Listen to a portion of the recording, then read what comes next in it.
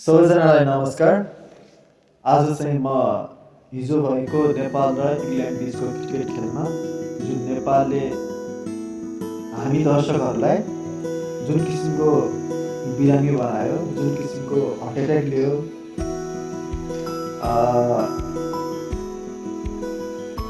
सायद हामी मात्रै होला यस्तो दुनियाँमा यो विश्वमा भएका हरेक फ्यानहरूमध्ये सबैभन्दा अवेगी फ्यान भनेको हामी हो। 2024को वर्ल्ड कपमा पनि हार्ट एट्याक नै आएको थियो अनि 2026को पनि हार्ट एट्याक नै आयो। अझै 3 खेल बाँकी छ। हेरौँ ती 3 खेलमा कतिको हार्ट एट्याक ल्याउँछ।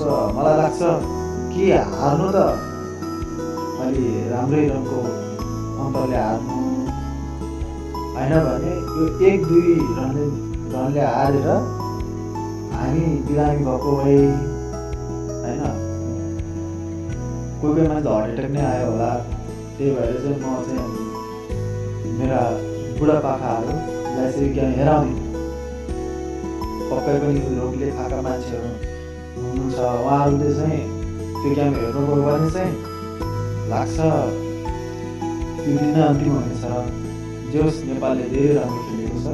हामीले सोचेका पनि थिएनौँ कि त्यति टार्गेटमा त्यति रिच पुग्नु भनेको नेपाली गरेको योगदान लोकेश बाउ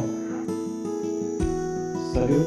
अनि त्यस्तै रोहित र एडीको पनि राम्रै प्रदर्शन देखियो र जुन किसिमले हाम्रो भुक्तेल मामाले जुन किसिमको त्यो स्टार्टिङ गर्नुभयो, गेमको सुरुवात गर्नु, गेमलाई एउटा लयमा हाल्नुभयो, उहाँलाई पनि सल्युट। अलिकति आशिषले अलिकति टिक्न सक्नु भएन।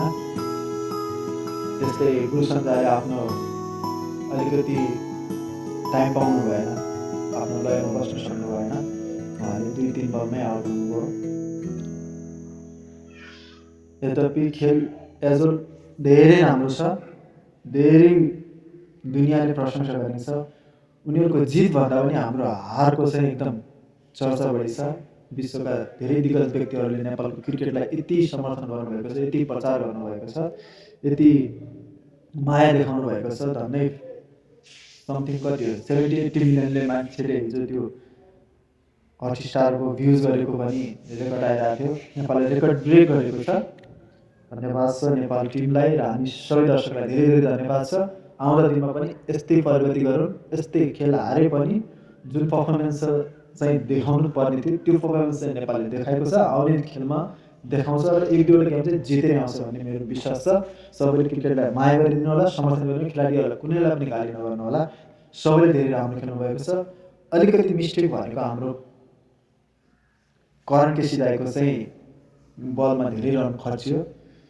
अरे वाह, सन्दीप त सन्दीप होइन, सन्दीपलाई चाहिँ 21 तोपको सलामी।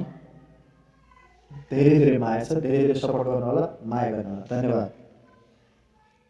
जय नेपाल, जय क्रिकेट।